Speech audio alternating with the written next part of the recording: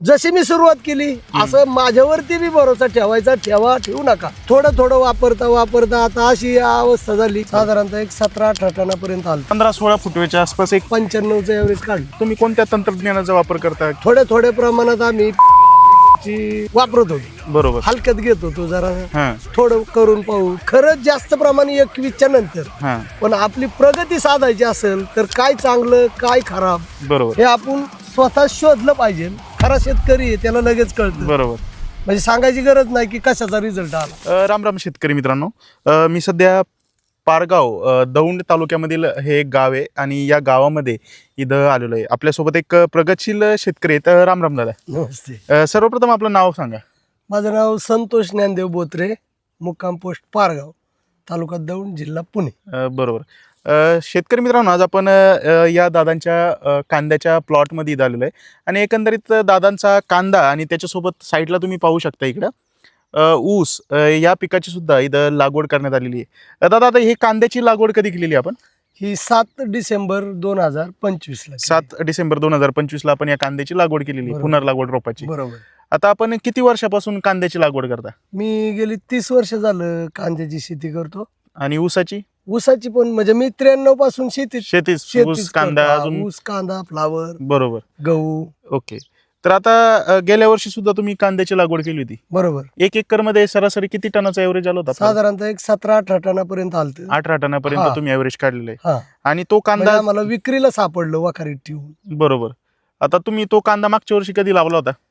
तो डिसेंबरलाच लावला होता. 5 डिसेंबरला लावला होता. डिसेंबरला. त्याची काढणी कधी केली होती आपण? काढणी 15 मार्चच्या नंतर केली. 15 मार्चच्या नंतर, समजा म्हणजे मार्च एंडलाच केली असं पकडून एंडला चालू. केली. हा. आणि तो कांदा चाळीमध्ये किती दिवस होता आपला? तो जवळजवळ माझ्या अंदाजाने आम्ही आता शेवट जानेवारी मध्ये 15 जानेवारीला 2026 मध्ये विकला बरोबर. आणि एप्रिल मध्ये चाळीमध्ये टाकला होता. बरोबर. आता आपण आपल्या ऊस पिकाकडे येऊया. आता या आपल्या ऊसाची लागवड कधी झालेली? ही 15/8 ला झाली. 15/8 ला. 15/8. आणि आता तुम्ही एक सरासरी, आपण वाटलंच तर आतमध्ये येऊ थोडं. आता एकदा इथं फुटवे वगैरे मोजून दाखवता का आम्हाला? दाखवतो ना. आता ही सगळी एक डोळा पद्धतीची लागण आहे. बरोबर. आणि आता पहा, 1 2 3 4 5 6 7 8 9 10 11 12 13 14 15 आणि 16.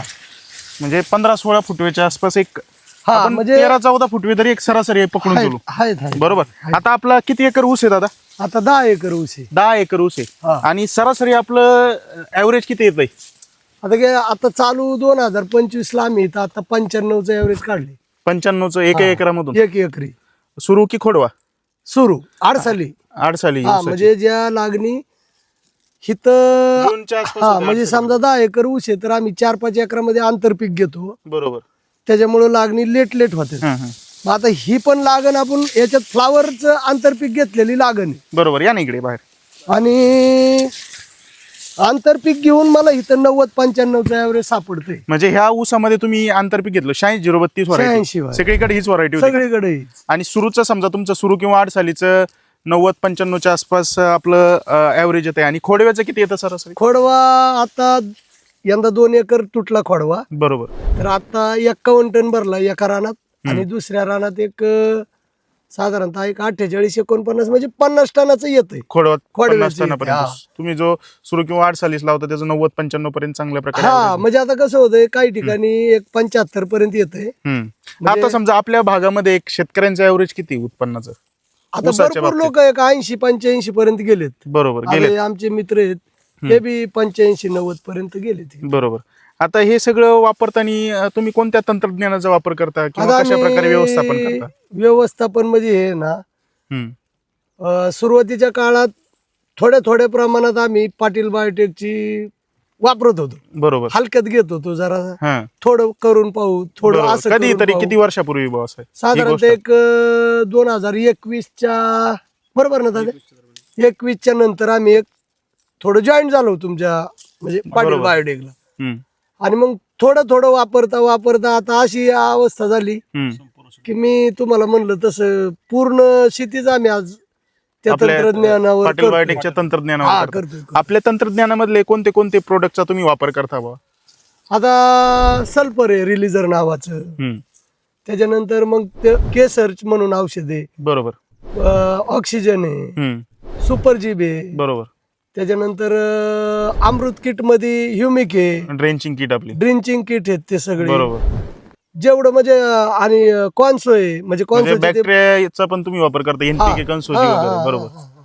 आणि एकंदरीत हे बॅक्टेरियायुक्त पूर्ण जैविक औषधं किंवा हे एक तंत्रज्ञान वापरून तुम्ही समाधानी आहात का? हा. आणि आमचे कोणते प्रतिनिधी तुमच्या शेतामध्ये येतात? पाटील आता बायोटेकचे? इथं तुमचे विकास विकास टाकवले. बरोबर. विकास अंकुशराव ताकवले, ते वेळोवेळी तुम्हाला मार्गदर्शन करतात. हा भरपूर बरोबर. भरपूर. तर एकंदरीत तुम्ही आपलं तंत्रज्ञान वापरून समाधानी आहात का? तुमचं काय मत आहे आपल्या तंत्रज्ञानाबद्दल? आम्ही समाधानी. समाधानी. तर शेतकरी मित्रांनो, दादांचा ऊस आणि कांदा या पिकाबद्दलचा एक लाईव्ह आणि देखाजोखा आपण ज्याला म्हणतो, एक लाईव्ह देखाजोखा किंवा शेतकऱ्याचं ॲक्च्युअल खरं खुरं जे मनोगत आहे, तर ते आपण या कार्यक्रमाच्या या व्हिडिओच्या माध्यमातून इथं जाणून घेण्याचा प्रयत्न केला. शेतकरी मित्रांनो, तुम्ही महाराष्ट्रामधून कोणत्या जिल्ह्यामधून कोणत्या तालुक्यामधून आपले व्हिडिओज इथं पाहण्याचा प्रयत्न करता, निश्चितच कमेंट बॉक्समध्ये कमेंट करा. आपला नंबर टाकायला तिथं विसरू नका. आमचे जे प्रतिनिधी आहेत, आमच्या तालुक्या लेवलचे, जिल्हा लेवलचे जे प्रतिनिधी आहेत, तर ते तुमच्या थेट शेतामध्ये येऊन मार्गदर्शन करण्याचा प्रयत्न करतील. काय म्हणतो दादा? मी एक शेतकऱ्यांना म्हणजे माझं वैयक्तिक मत असे, समजा आता मी आमची 20 एकर शेती हम्म, आणि आम्ही 20 एकर शेतीला मी वापरतोय, हम्म, परंतु जसं मी म्हणजे 21ला थोडी थोडी सुरुवात केली हम्म. ह्या बरोबर. 2021 विकासरावच्या कोरोना नंतर माध्यमातून तुम्ही सुरुवात केली. बरोबर. बरोबर. मग मला म्हणजे त्याच्या आधी आणायचं असं, पण खरंच जास्त प्रमाणे 21च्या नंतर हा, तर मला शेतकऱ्यांना उलट असं सांगायचंय की तुम्ही जशी मी सुरुवात केली असं माझ्यावरती बी भरोसा ठेवू नका. हम्म. तुम्ही छोट्या प्रमाणात सुरुवात करा, एखादा एकर अर्धा एकरवर तरी वापरून नक्कीच पहा. बरोबर. तुम्हाला पुढे जाऊन माझ्यासारखीच अवस्था तुमची होणार. बरोबर. म्हणजे असं काय आपल्याला कोणत्या कंपनीची जाहिरात करायची नाही, पण आपली प्रगती साधायची असेल तर काय चांगलं काय खराब बरोबर. हे आपण स्वतः शोधलं पाहिजे.